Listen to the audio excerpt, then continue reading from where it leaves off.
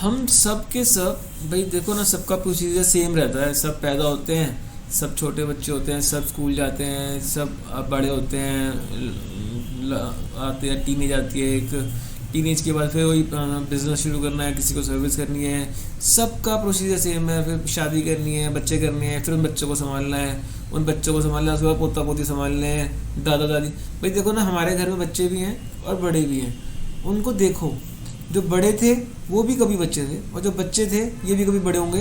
हम बीच में हैं, हम दोनों को देख सकते हैं। तो हमारे लिए समझना और देखना ज़्यादा आसान है कि हम सब कुछ समझ सकते हैं। हम भी कभी ऐसे थे और हमें भी कभी ऐसा होना है, बच्चे भी थे और बड़ा भी होना है। तो देखो, हम सबके पास है ना ये लाइफ, जो हमारे पास सबका एक क्वेश्चन पेपर है जिसका सब्जेक्ट क्या है, लाइफ, जीवन है।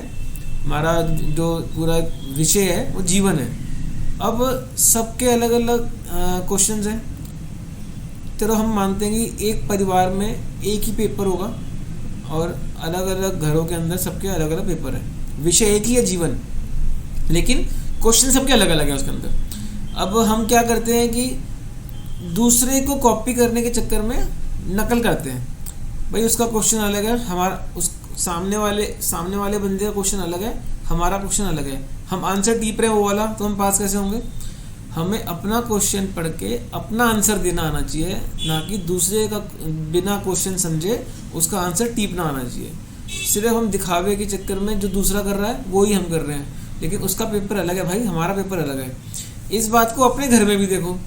हम ये मान सकते हैं कि हमारा जो घर है उन सबके पास तो पेपर एक ही है, लेकिन अगर सबके पास क्वेश्चन एक ही है, लेकिन जिस तरह से उसने आंसर दिया है उसी तरह से हम भी आंसर देंगे तो रिज़ल्ट भी सेम आने वाला है।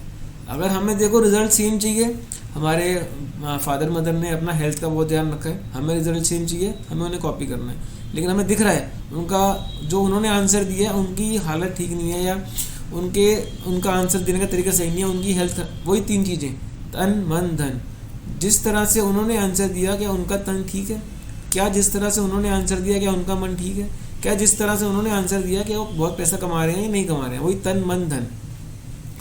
तो हमारा ये समझना चाहिए, जो हमारा एक परिवार है उसका तो एक ही क्वेश्चन पेपर है, सबके पास सेम प्रॉब्लम्स होती है, मोरल लॉस, सबको भाई घर चलाना है, सबकी सेम प्रॉब्लम्स है घर के अंदर। तो वहाँ ये चेक करो कि जिस तरह से हमारे बड़ों ने आंसर दिया है, क्या हमें वो कॉपी करना है या नहीं करना है, इतनी समझ होनी चाहिए। लेकिन जब हम दूसरे घरों को कॉपी करना शुरू कर देते हैं ना अनजाने में, कि भाई वो ऐसा कर रहा तो मैं भी ऐसा करूँ, भाई उसका क्वेश्चन पेपर अलग है, हमारा क्वेश्चन पेपर अलग है, हमारे क्वेश्चंस अलग हैं, हमारे को अलग तरीके से आंसर देने हैं। बाहर वाले का कॉपी मत करो, घर वालों को कॉपी करो तो समझ के कॉपी करो कि जिस तरह से उन्होंने आंसर दिया कि उन्हें सही जवाब मिला है या नहीं मिला है।